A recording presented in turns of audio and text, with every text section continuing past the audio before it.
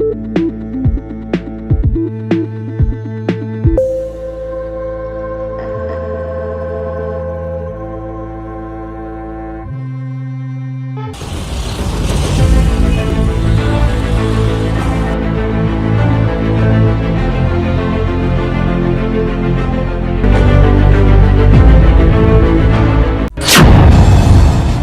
Feet basement में खुदाई होती रही लेकिन उन्हें रोकने वाला कोई नहीं।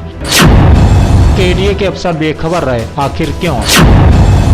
नक्शे के विपरीत निर्माण कार्य होता रहा फिर भी केडीए के अफसर बेखबर रहे।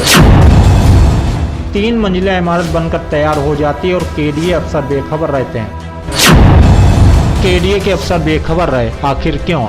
कानपुर में गत 3 जून को हुए उपद्रव के बाद कई सरकारी विभागों की फाइलों पर जमी धूल और अफसरों की सुस्त रवैया जैसे एक एक कर दुरुस्त होता नजर आने लगा है। इस कार्रवाई से जहां लोग यह कहते नजर आ रहे हैं कि यही कार्य पहले नहीं हो सकता था क्या, यही सवाल एक आम आदमी से लेकर खास तक पूछ रहा है कि जब किसी की गली मोहल्ले में कोई निर्माण कार्य चालू होता है तो केडीए के जोन के अधिकारी या उनके खास आदमी उस जगह पर पहुंचकर नक्शे या फिर अनावश्यक कार्रवाई करके निर्माण रुकवा देते हैं, अगर उनके अनुसार नहीं चला गया या फिर आपके पास कोई जुगाड़ हो तो। लेकिन मुस्लिम बहुल क्षेत्रों में कई बार पुराने घरों को तोड़कर कई फीट तक खोदाई भी कराई गई, जिससे कई बार अगल बगल के मकानों में दरारें पड़ी, कई बार लोगों की जान पर भी बनाई। लेकिन केडीए के अफसर बेखबर रहे, आखिर क्यों? कई फीट बेसमेंट में खुदाई होती रही लेकिन उन्हें रोकने वाला कोई नहीं। अफसर बेखबर रहे, आखिर क्यों? नक्शे के विपरीत निर्माण कार्य होता रहा फिर भी केडीए के अफसर बेखबर रहे, लेकिन क्यों? ऐसे न जाने कितने सवाल अब लोग पूछने लगे हैं। अभी हाल ही में कानपुर उपद्रव से पहले कानपुर मेयर ने रामबाग में राधा कृष्ण मंदिर की तोड़कर भूमाफिया के द्वारा हो रहे निर्माण पर निरीक्षण किया तो केडीए और स्थानीय पुलिस को आगे निर्माण न करने के लिए कहा गया। उसके बाद भी निर्माण कार्य जारी रहा, आखिर क्यों? क्या कानपुर मेयर की शिकायत के बाद भी केडीए ने कोई कार्रवाई क्यों नहीं की? यह भी एक बड़ा सवाल उठता है। तब गुस्से में आकर मेयर ने मुख्यमंत्री से शिकायत की बात कही थी। अब जब कानपुर में 3 जून को हिंसा होती है और यह बात सामने आती चंद्रेश्वर हाते के आसपास ऊंची ऊंची बिल्डिंगों से भी पत्थरबाजी हुई थी, तब तत्कालीन डीएम नेहा शर्मा ने उन ऊंची इमारतों की जांच की बात कही, जिसके बाद केडीए के जोन के अफसरों ने हड़कंप मच गया। उसके बाद केडीए एक्शन में आया और पहली कार्रवाई मोतीझील स्थित कानपुर विकास प्राधिकरण कार्यालय से कुछ ही दूरी पर स्थित हयात जफर हाशमी के करीबी इश्तियाक खां की बिल्डिंग पर बुलडोजर की कार्रवाई की गई। अब सवाल यह उठता है कि केडीए से महज 1 किलोमीटर दूर 3 मंजिला इमारत बनकर तैयार हो जाती है और केडीए अफसर बेखबर रहते हैं, आखिर क्यों? कानपुर हिंसा के मास्टरमाइंड हयात जफर हाशमी और उसके 3 साथियों को पकड़ा जाता है और उनकी 52 घंटे की रिमांड में कई नामचीन बिल्डरों के नाम सामने आते हैं जिन्होंने कानपुर हिंसा में फंडिंग की थी, जिसमें हाजी वसी के कई अवैध निर्माण की भी पोल खुल जाती है, जिस पर केडीए कार्रवाई करता है और एक ही दिन में 3 निर्माण को सीज कर दिया जाता है। लेकिन क्या इसके पहले केडीए के अफसर इन बिल्डिंगों से अनजान थे या बिल्डिंगें 3 जून के बाद एकाएक खड़ी हो गई थी?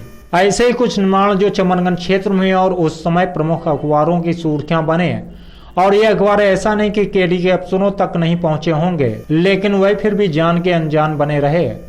वहीं चमनगंज स्थित new jubilee inter college gate पर 5 मंजिला इमारत बनाने का विरोध जोर शोर से हुआ। लगातार केडीए में 1 साल तक शिकायत होती रही, केडीए की ओर से कार्रवाई की बात भी कही जाती रही, लेकिन 5 मंजिला इमारत बनकर तैयार हो गई, जिसमें 17 फ्लैट बन जाते हैं और बिक भी जाते हैं। लेकिन केडीए से कार्रवाई की आस लगाए लोग शांत हो गए जब अवैध इमारत तंती चली गई और जोन के अफसर यहां से नजर झुका कर चले जाते थे। शायद उस तरह ही कि ज्यादा ऊपर देखो तो शायद उनके सर पर रखी टोपी उतर न जाए। ऐसे एक ने अनेक बहुमंजिला इमारतें पुराने घरों को तोड़कर या फिर डरा धमका कर मकान को खाली कराकर तान दी गई और कानपुर विकास प्राधिकरण ने मुस्लिम बहुल क्षेत्रों में बिल्डर विकास प्राधिकरण का एक अलग ही विभाग बना दिया।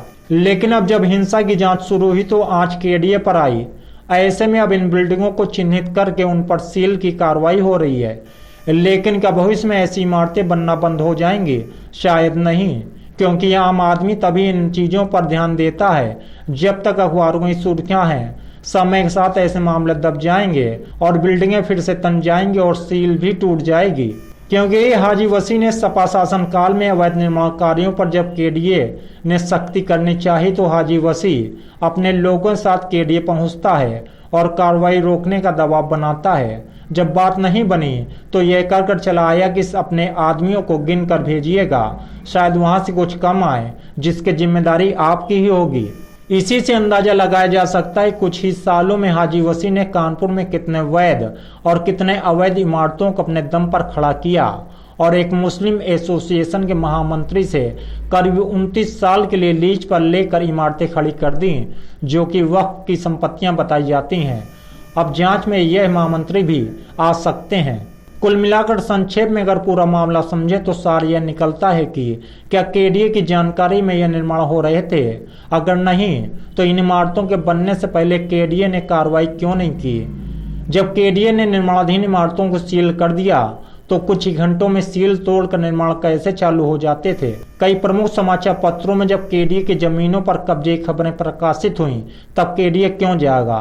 क्या केडीए अपने ही जमीनों से बेखबर था?